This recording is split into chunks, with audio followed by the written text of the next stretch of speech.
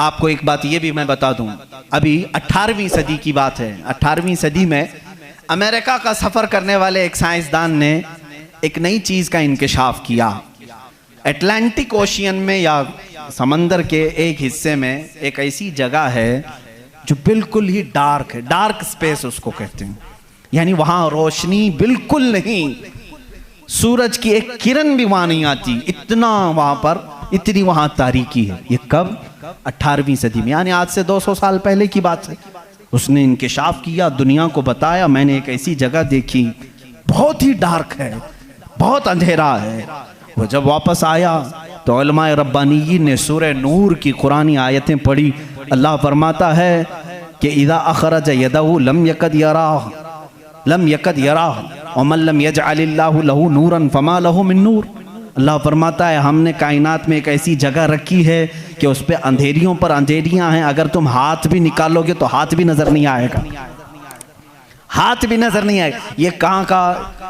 ये इल्मुल बहर जिसको कहते हैं, समंदरों का इल्म रखने वाला, जो पूरी जिंदगी समंदरों की खोज में लगा दिया, वो ला करके बताया। उसने सोचा मैं बहुत बड़ा तीर मारा हूं, लेकिन जब बताया कुरान पढ़ने वालों ने कि ये तो कुरान में है, अल्लाह फरमा रहा है एक डार्क स्पेस है कायनात में जहां तुम हाथ भी निकालोगे तो नहीं नजर आएगा, इतना डार्क है। वो सटपटा गया, परेशान हुआ, मैं इसकी तहकीक करूंगा। ये कुरान में आई कैसे बात? सबसे पहला दुनिया का मैं इंकशाफ करने वाला हूँ, मैं इसको सबको बताने वाला पहला फर्स्ट आदमी मैं हूँ। ये पहले से कहाँ से आ गई कुरान? फिर वही दो बातें मैं बताता हूँ मेरे अजीज़ों। उसको भी यही झटका लगा कि ये कुरान उस ज़माने में नाजिल हुआ जब साइंस का वजूद नहीं था, और उस पर नाजिल हुआ जिसको दुनिया में किसी ने सिखाया नहीं था। बाद में फिर उसने ये सोचा शायद हो सकता है प्रॉफेट मोहम्मद सल्लल्लाहु अलैहि वसल्लम समंदरों का सफ़र बहुत करते होंगे, उनके समंदरों के सफ़र में शायद कभी ये जगह आ गई होगी, इसलिए उन्होंने अपने मन से कुरान में ये लिख दिया होगा।